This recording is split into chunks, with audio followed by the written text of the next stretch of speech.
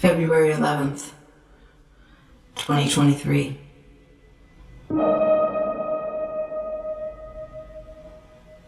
Last night there was a party for a young artist uptown. I didn't really want to go because I'd seen the work and wasn't crazy about it. But I knew Claudine would be there, and I hadn't seen her since she'd moved back from Berlin. I was glad I went. It had been gray all day. It rained. Everyone who came into the gallery that day had tracked water around, which made perfect sense of the show because one of the main themes is transience. And I always think of water as a transient substance. The sky had cleared by the time I left, and I decided to walk to the party from the gallery, because when I got outside, the air had a magic twinge in it. That rare thing in the city where you need to be moving, and it feels electric, and your mind is talking to you in this perfect way, and it feels so good to be walking and looking around like nobody can see you. It reminded me of a dream I used to have when I was little. Like nobody can see you. It reminded me of a dream I used to have when I was little.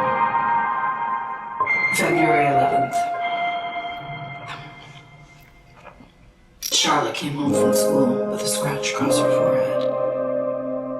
She wouldn't tell me how it had happened until I swore to her I'd keep it a secret. It made me nervous, but it wasn't a deep scratch. I only noticed it when I was brushing her hair. But she seemed really private about it, like it had been the mark in some secret ritual she'd been a part of. Sometimes watching her grow up makes me feel like I'm floating in outer space. Like this is her world and I'm just visiting. When she tells me what she's learned about her life, I'm really taken aback sometimes. Like the first time you hear a friend speak in a different language, their native language, a language you don't know. February 11th. When I was little, I had dreams about flying through the city at night while my parents were asleep. I looked up what it means. It means freedom of constraints or limitations in waking life. In the dream, I was flying up First Avenue, looking through all the high-up windows. Most people were asleep inside their apartments or watching television or playing board games. And there were a lot of yellow cabs on the street. I felt perfectly safe flying. I could look up at the clear black sky and feel like I could fly forever. List of constraints. Maybe it'll help. Number 1, time. Number 2, expectations. Number 3, language. Number 4, the speed of light. February 11th. I took Yasmin to lunch after the studio visit. Her work perplexed me, actually. All about birds. She's been using scraps of canvas and trash from the flower district to make nests, studying the architecture of nests she finds in Central Park. Some of the feathers she collected are really beautiful. Yasmin scares me a little. I don't think she takes good care of herself. And I think she needs to go out and have more fun. I told her to wear gloves when she handles the trash. She looked at me with pity after I said it, like, oh, poor you, you're so afraid. It made me kind of angry. The way I get angry at a great work of art for making me feel small. February 11th. Listen to Disintegration on the subway to Brooklyn. Brooklyn.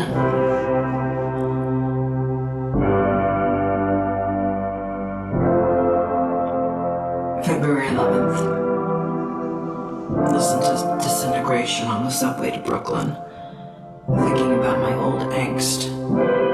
The duty of youth was to challenge corruption. That's what it used to be.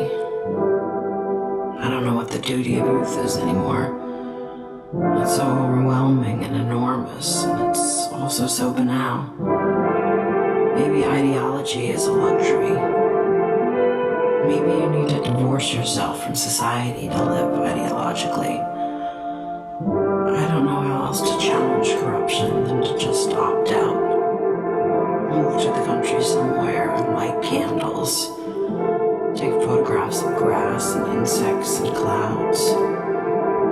Raise Charlotte on food from our garden, water from our own well, a few chickens. Oh, and I dreamed of doing that when we first met.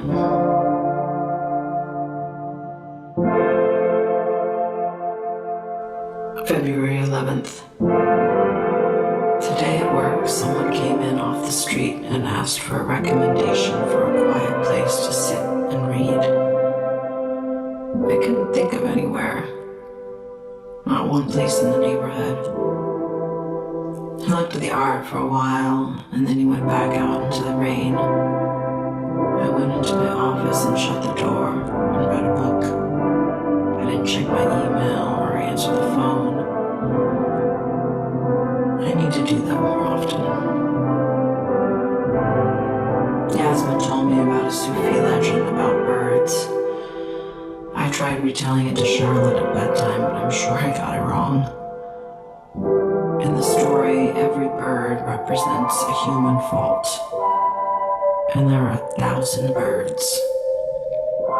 The birds decide to go off in search of their leader.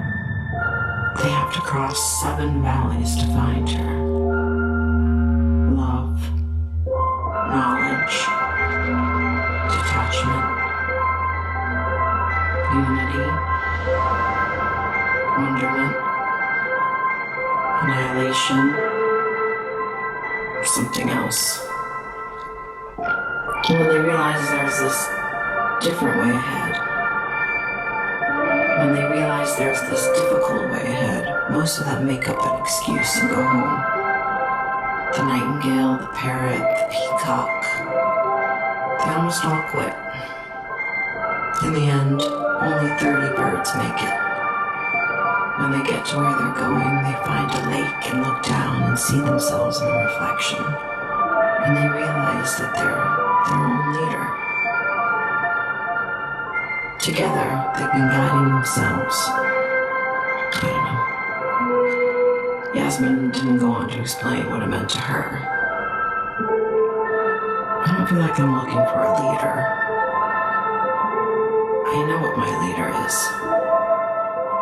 It's gravity. It's the weight of my life keeping me on the ground.